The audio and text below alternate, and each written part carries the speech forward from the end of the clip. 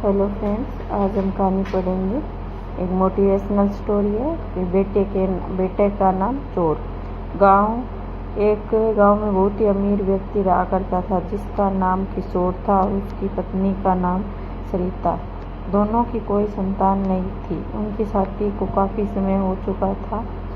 वह दोनों काफ़ी ज़्यादा अमीर थे, इसलिए अपने घर की देखभाल के लिए उन्होंने 2 नौकर रखा करते थे जिनका नाम बहादुर और शमशेर था। उसी गांव के बाहर 2 चोर थे। उनसे पूरा गांव परेशान था क्योंकि वह लोगों को अत्यधिक सावधानी के बावजूद भी चोरी कर लेते थे। उन दोनों चोरों ने विचार बनाया कि गांव के धनी व्यक्ति किशोर के घर चोरी करने का। वह रात्रि होते ही किशोर के घर में घुस गए।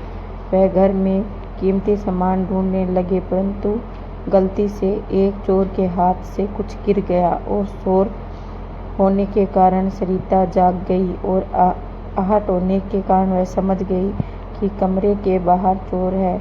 परंतु यदि वह कमरे से बाहर गई तो उन दोनों पति पत्नी की जान को खतरा है।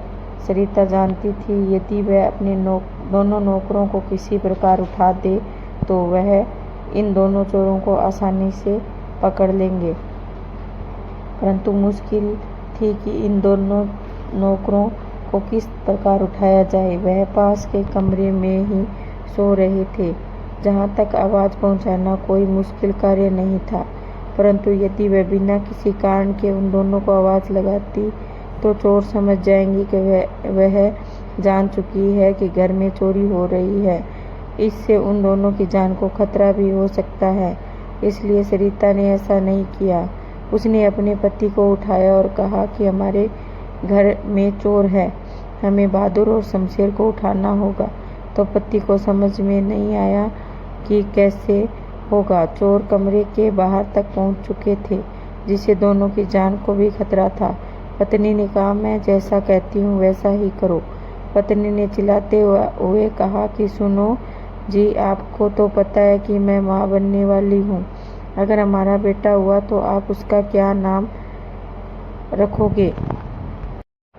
पति ने चिल्लाते हुए कहा कि मैं उसका नाम बहादुर रखूंगा। पत्नी ने जोर आवाज से कहा, आप अगर दूसरा बेटा हुआ तो क्या नाम रखोगे? पति ने चिल्लाते हुए कहा, शमशेर नाम रखूंगा। फिर पति ने कहा, अगर तीसरा हुआ तो आप क्या नाम रखेंगे? पति ने कहा, मैं उसका नाम चोर रखूंगा। यह सुन दोनों चोर जो कि कमरे में बाहर थे बहुत खुश हुए। कि फिर सरिता ने कहा कि आपकी आवाज़ में तो दम ही नहीं है, जोर से बताओ कि आप अपनी तीनों बेटों का क्या नाम रखोगे? किशोर ने जोर से चिल्लाते हुए कहा, बहादुर, शमशेर, चोर। सरिता बोली, तुम्हारी आवाज़ में तो दम ही नहीं है, मुझे जोर से सुनना है ताकि पता चले कि तुम कितने खुश हो। पति ने जोर से चिल्लाते हुए कहा, बहादुर, शमशेर, चोर, बहादुर, शमशेर, चोर। यह सुन बहादुर और शमशेर उठे और मालिक के कमरे की तरफ भागे। उन्होंने बाहर चोरों को देखा और उन्हें पकड़ लिया। हमें इस कहानी से यही सीख मिलती है कि मुश्किल समय में भी अपना मानसिक संतुलन नहीं खोना चाहिए। ऐसा करना एक बड़ी समस्या का आमंत्रण देने जैसा है। मुश्किल समय में भी हमें अपनी मानसिक स्थिति पर नियंत्रण रखना चाहिए। ऐसा न करने से हमें बड़ी समस्या का सामना करना पड़ सकता है। मुश्किल वक्त में हमें कभी हिम्मत नहीं हारनी चाहिए। मेरी कहानी अगर अच्छी लगी हो तो लाइक, कमेंट एंड सब्सक्राइब